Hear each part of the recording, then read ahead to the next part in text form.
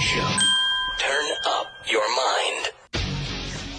The president speaking to reporters during a weekend bike ride, touting a drastic decline in the number of border crossings. Much better than you all expected.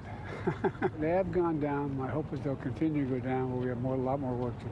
The administration's crediting its new, tougher asylum policies. They had been bracing for a surge at the border after Title 42 expired last week. The pandemic-era policy meant to deter crossings. Instead, Border Patrol agents Saturday detained around 4,200 migrants, a drop of more than 2,000 from the day before. But an increase in apprehensions is still possible in the days and weeks ahead. Across the region, tens of thousands of migrants remain on the move, fleeing violence, political repression, and despair in their home countries, amid a sea of misinformation about Biden's changing policies. ABC's Will Carr was across the border in Mexico. There are more than 1,500 people at this campsite in Matamoros, some staying in tents, others in makeshift tents that are made up of tarps and branches, all hoping to make it into the United States. To make a successful asylum claim under Biden's new restrictions, migrants must first be denied protection in a country they pass through on their way to the U.S. border, or apply through an online app. But migrants say appointments have been hard to come by, and many don't have access to good cell service. Breaking those rules can lead to deportation and a 5-year ban on entering the country. Concerned about overcrowding in detention facilities, the administration wanted to release some migrants under supervision, but a federal judge in Florida blocked that plan. We think it's a very harmful ruling when, in fact, our Border Patrol stations become overcrowded. It is a matter of the safety and security of people, including our own personnel. Yes, happy Mother's Day, everybody. Happy Mother's Day to you. It was a very weird Mother's Day for me, I have to tell you, because it's the first one without Loretta. Just very strange, but filled with, a lot of poison sumac and non-toxic flowers as well, and a lot of love. So it was okay. Donald Trump managed to send the most bizarre, unhinged Mother's Day greeting on his platform, where he literally ignored all the mothers of all his children, every single one of them. And there's a whole host of them. There's, the one daughter that we don't even, talk about because she's not a preferred child. And then we have the miscreants, the Beavis and the Butthead with the Ivana children with the Ivanka, right? And then we have Marla with the child that we don't talk about. And then we have Melania with the child that we never see, the one that they named after Donald Trump's secret identity, Barron, remember John Barron?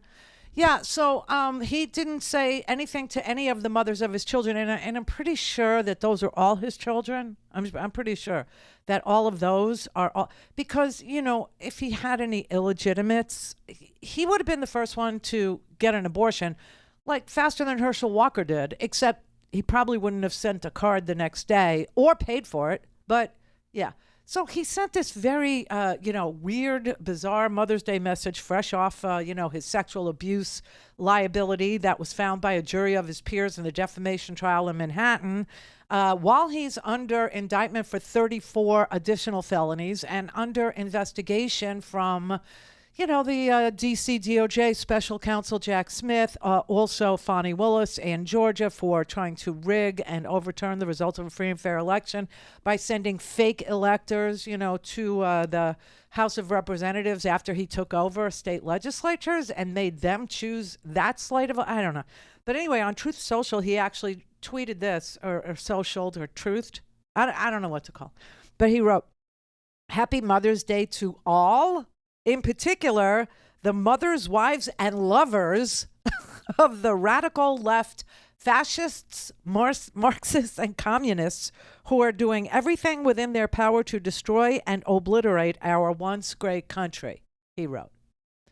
This while the news was reporting that Biden's immigration policy, which replaced Trump's immigration policy, has tamped down crossings at the border because people are getting the message that they need to come in lawfully or they will be banned and thrown in prison if they try again within 5 years. Now, with Donald Trump's Title 42, remember we talked about this, there was no ban, there was nothing, no legal penalty for trying to come into the country during Title 42, getting caught and then deported, sure. But then there was no legal penalty for doing it again and again and again and again. So what we were seeing were repeated break-ins by the same damn people over and over again. And now we're not seeing that. Isn't that special? Isn't that something? So Donald Trump is sending these paranoid, weird, delusional, messages out on Mother's Day, ignoring all the mothers of all his children in order to call people like me fascist, socialist, Marxist, whatever it is that he wants to call me. And then he followed it up with this. Please make these complete lunatics and maniacs kinder, gentler, softer, and more importantly, smarter so that we can quickly make America great again. And then... because he's a lunatic, man.